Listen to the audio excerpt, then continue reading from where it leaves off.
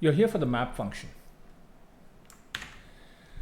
The map function is a way for me to map an input number that can lie within a range to a number that lies within another range. All right. So in this example, I have a number 25 that can lie between 0 and 100 to a number between 0 and 2. In this case, the answer would have been 0.5. So let's see how you would write a function like that. Okay, so let's write this in Excel, and then we'll see what this function would look like in, let's say, any language. This is applicable to all language, but in this case, I have a function already written in JavaScript, so we will look at it in JavaScript. All right. So I have an input number. I have all the numbers written down over here. I have the input ranges, the output ranges, and the input, and what the result should be. I have it written over here. All right. So if you have already guessed that this looks like a percentage function, you're absolutely right. All right. So the percentage of 25 that can lie in this range mapped to a value between 0 and 2 is what the answer would be. So let's just write that down, shall we, in Excel or in Calc. All right. So that would be the input number divided by the difference between the maximum input and the minimum input. So that would be this minus this. And just so that we are clear about the math, we can let's put this in braces and everything, so that we are very clear about the ordering of the math over here, ordering of the function here. All right. So we have this divided by the minimum the maximum input minus the minimum input, multiplied by the maximum output range and the minimum output range. All right. That's how you would calculate percentage, and that's how you would calculate this. So it would be this minus this. So let's see what this gives. It gives me a value of 0.5, which already looks correct. So if I was to put this as 50, for example, you will see that the correct value is 1, because that's 50% of the way between 0 and 2. All right. Does that make sense? Of course it makes sense. All right.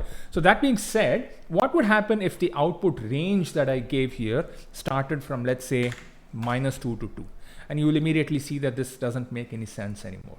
All right. So the way to actually handle this would be to add the minimum range itself, the minimum output range itself, to this function. Now let's see what happens. Let's I've added this, and once again it goes to 0. All right, which is correct, because 50% of the way between 0 and 100 maps to 0 to a range of -2 to 2. So what if this was 0?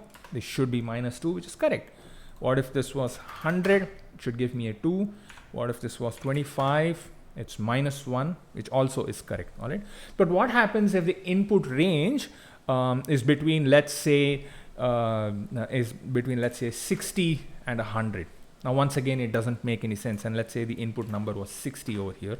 This gives me a value of 4, which is once again not correct. And the way to handle this would be to make sure that the input number, that we have, we reduce the minimum range, the input minimum range from that. All right. So this is what the formula would essentially look like. So let's make sure that we put everything in braces, so that we have the ordering of the math correct, and you will see that once again it shows us the correct range. All right. So let's put once again, let's say 100. It should give me a value of 2.